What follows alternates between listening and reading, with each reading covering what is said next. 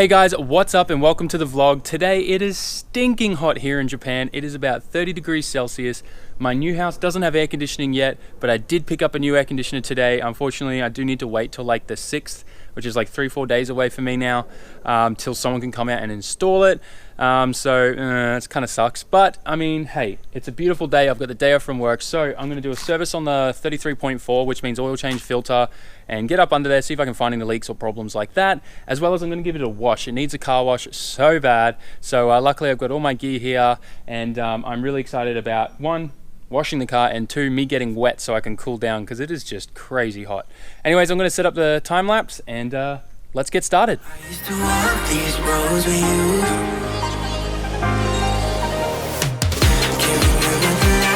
Here in Japan, when you do an oil change on your car, you need to buy this particular box.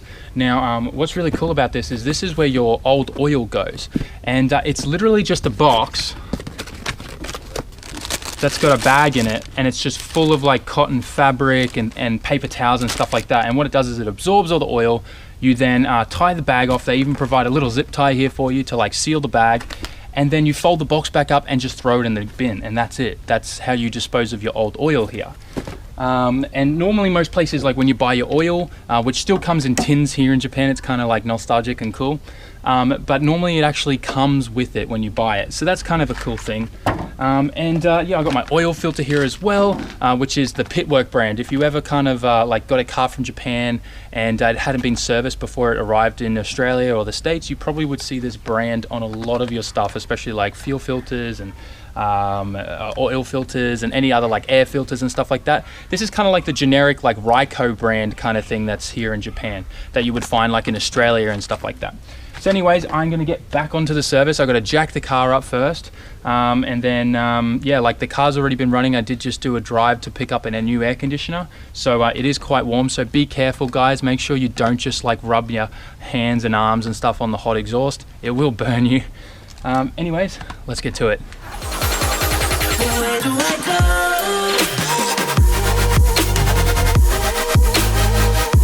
Where do I go from here? Where do I go? Now, most Nissans, they use a 14mm bolt in the sump. So you just need to get your 14mm out, give it a good little pull. Now, once you've loosened it, it'll be really easy to come out. I'm a little bit nervous about trying to get this all in this box and hope that it doesn't overflow. So this is the first time doing this.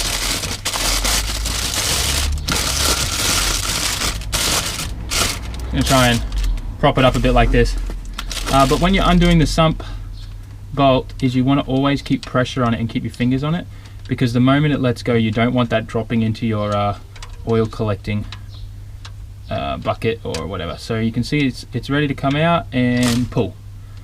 That way you don't make such a huge mess and get it all over your hand. Just a little bit on your fingers. Now this is kind of a little bit rare to see a Skyline with this plastic cover on still. I'm going to actually go and take this off to inspect what we got under there and see if there's any leaks. I can already see it looks like there's a bit of a power steering leak or something happening here. So I need to look into that. But yeah, I won't know until I pull it all off. Now the top of this engine is actually pretty filthy. It's like covered in you know, like old oil from like trying to top it up, and dirt and dust and things like that. So I'm just going to give it a quick clean with some like brake and carby cleaner and a rag. So I'm literally just going to spray on the rag and then clean off the top of the can covers around here and stuff like that, just to try and get it a lot cleaner. And I'm doing that while the oil's all draining out of the bottom of the sump. Sometimes it can take like a good 20 minutes before all the oil finishes dripping out. You don't need to get every single last drop out, but as much as you can is obviously ideal. So anyways, I'm gonna get started on this.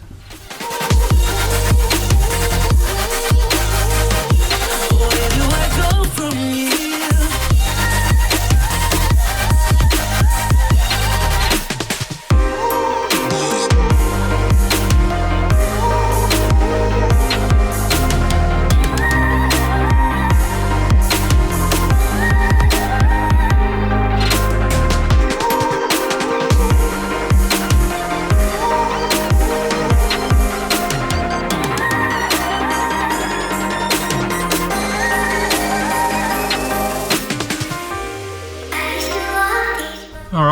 so that looks a lot better now.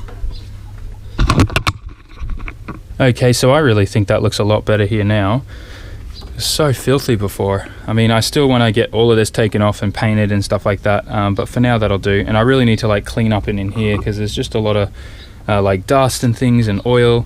I would say at some point someone's like gone to top up the oil, previous owner or someone, and just it's spilled everywhere, and then all the dirt from the road and stuff's all stuck to it. So because yeah, it literally looks like it was driven on a dirt road or something, or a whole bunch of dust got in there and stuck to everything. Anyways, I think the oil is pretty much just dripping now, so that's perfect for me to put that back in and now take out the oil filter. Okay, so when putting this back in, it's really easy. Grab a rag and just clean up any excess oil that's gone on the sump, and then while you're holding the rag like over the hole, then just slip your nut back in, slip your bolt back in, and then just do it up, clean up any more oil that's there, and grab your 14 mil and just make sure it's nice and tight, like not super over tight. You want to make sure it's nice and firm. Okay, now the hardest thing about Skylines is trying to catch the oil that comes out of the oil filter, because it's just all going to drip down here on the subframe and the engine mount, and then just kind of like dribble all down all over the place. So this bag is kind of helpful in the sense that I can flare it out like this. So hopefully I can capture it all. But to get to the oil filter, you do it from the top of the engine bay. So set up your big oil collector here, and just pray that everything gets in there. Otherwise put some cardboard or something down, or if you got some kitty litter in case you spill oil on the concrete or bitumen, then yeah, put your kitty litter down to absorb it right away. So let's go up. And if you look down through here, the oil filter is literally right there, and you can just reach it. You can even get to it with both hands. It's super easy. So what I'm going to do is I'm going to do that now, and we'll see if we can get you guys set up here with a decent view. Yeah, this one's not going to come off by hand for sure. Okay, so if you can't get it off by hand, which normally you should be able to, if they're done up really tight, then you can't get it off by hand, obviously. But you can get one of these tools for like 10 bucks. They're really easy to get by, and literally they just grab onto the oil filter and allow you to yank on it with a wrench. So I'm going to get down in here and place it up on the back of the oil filter. There we go. That got it straight away. Now, here we go. Time to get the oil filter off and make a mess. There's no clean way to do this. Yep, it's dripping everywhere. Oh God, straight into the subframe and the engine mount like I thought. Hopefully, I dropped the filter. No, that's definitely something you don't want to do. Now I've made a mess. But that's why you have brake and carburetor cleaner. So here we go. Oh, this is a Denso oil filter, and it is really full. So I'm going to go tip this upside down into my oil collector box. Okay, so I am really loving this oil collector box. Because of the bag, I was able to flare it out big enough so that it captured like all the oil, and that's freaking awesome. So that's actually on the inside of the bag, so it all just kind of like dripped down on the outside of the bag in. Somehow a little bit splattered over here, and a little bit, looks like a little bit splattered on the inside of that wheel there, so I'll get in there and clean that up. But yeah, oil filters on RBs, yeah, not the easiest to do and the cleanest to do, that's for sure. And here's this oil filter. It's still really full. I'm not sure if you can see that on the camera, but we're gonna do that today. I might even change my fuel filter, because that's there right there as well, and I got a new one of those, so I might be able to swap one of those out too today. We'll see how we go for time. But man, it is hot. I am covered in sweat. My face is just dripping. All right, so what I'm gonna do now is I'm just gonna try and clean up around the oil filter with this rag, and just clean up any like excess oil the best I can with the rag before I get in there and spray it. Before I want to spray all of that brake cleaner and carby cleaner and stuff down there, I want to make sure the new filter's on, so I'm not getting any of that into the engine through the oil filter port. So I will put the new filter on now. Okay, so here's the new oil filter. It is much larger in size than the other one. That's totally okay. What's really cool about it is, I guess if you're not used to seeing these JDM kind of style filters, is the Japanese on them, the pit work, and then the made in Japan. And you got all the Nissan information here, Nissan Moto Co. Ltd. So it's really kind of cool. Anyways, this is kind of like lots of people online argue about this, but I do like to put a little bit of fresh new oil around this while I screw it on, just so I can get a really nice tight I guess grip. Like it tightens better, I guess, is because when this is lubed up, I'm able to get a little bit more of a turn on it while tightening it. But I mean, you can do your own research, and if you feel that way, you can do the same thing. And it's just really simple. Same way you took the filter off, you just want to screw it on there, put it on there, and go to town. Alright, so I got her on. I'm just going to tighten it as tight as I can by hand. Now you don't want to use that removal tool to tighten it up, because that'll over tighten it and put dings in it in the end of the thing and damage the filter. Alright, so I got that nice and tight. Where do I go?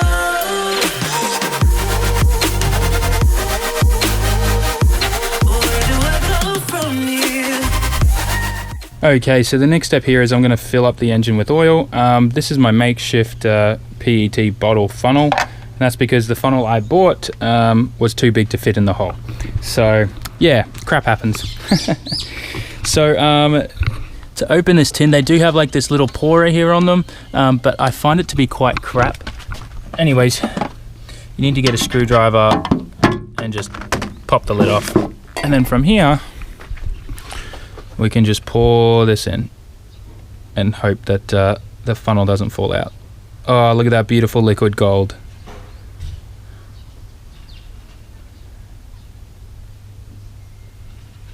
And each one of these tins is 4 litres,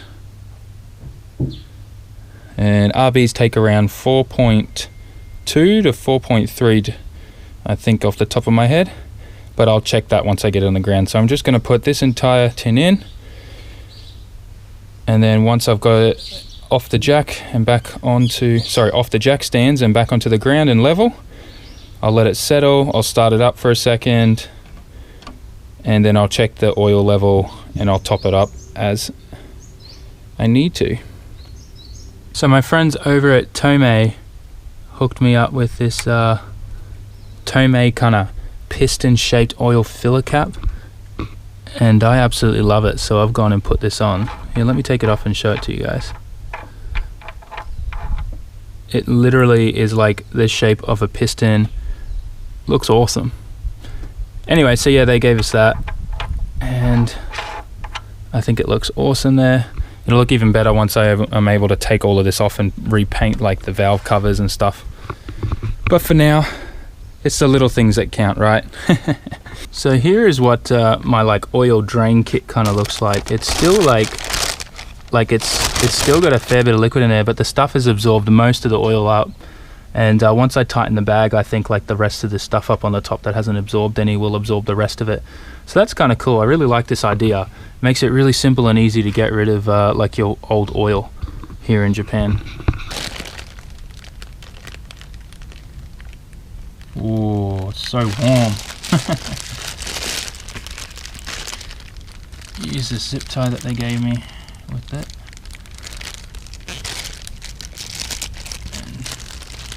Tighten that as much as I can. There we go. Oh, it's so fun to play with. Look at it, all slushing around in there. Kind of fun to play with, but anyways. Alright, well, I'll fold this up and put it in the garbage. It's so cool, so simple. Love this system. Where do I go?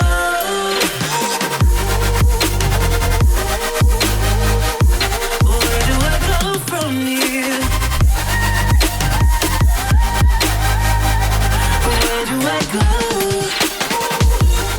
Alright, so we've been able to do our oil change and filter. We also threw on that Tomei oil filler cap. Thanks heaps Tomei for that awesome engine bay bling. Otherwise, I am not going to be able to wash the car today, and that is because the weather unfortunately is taking a turn for the worse. I just got some notifications on my phone that a huge typhoon and thunderstorms coming tonight, which means lots of wind and rain. No point washing this, it's just going to end up getting dirty again. So hopefully I'll get to wash it before then. But right now I do need to go out to the convenience store and take some money out of the ATM because I have a delivery coming today that I need to pay for at the door, which is some pretty cool parts that I'm taking back to Australia with me.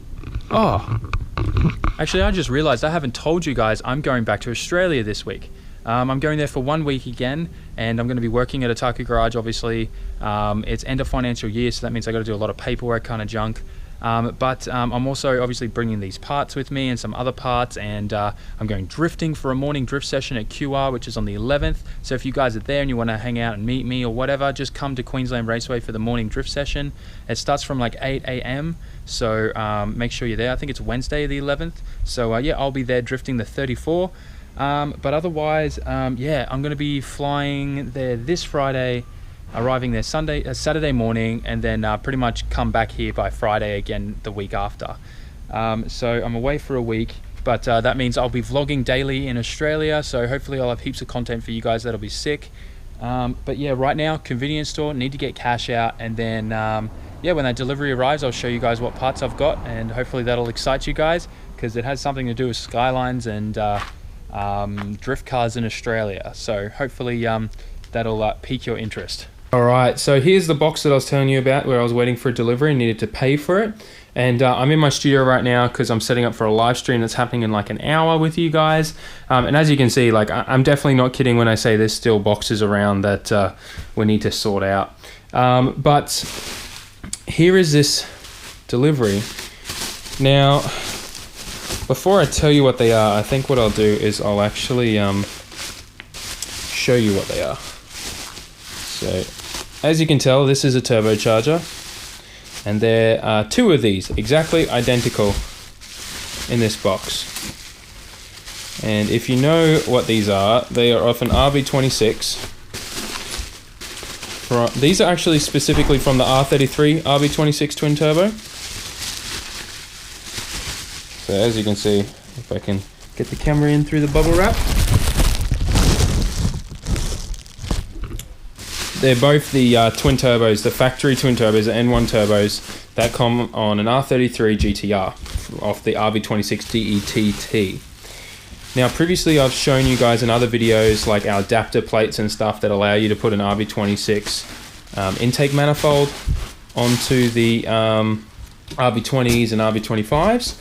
And this is kind of part of that project. So if you guys know the drift car that I'm getting built for me in Australia, the 180SX/200SX, it is getting an RB20 in it with 26 throttle bodies with our adapter. I'm also putting twin turbos on it.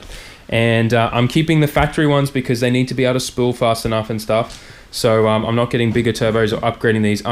These ones are actually blown up, believe it or not. These ones came off a blown up engine, and the engine was fine.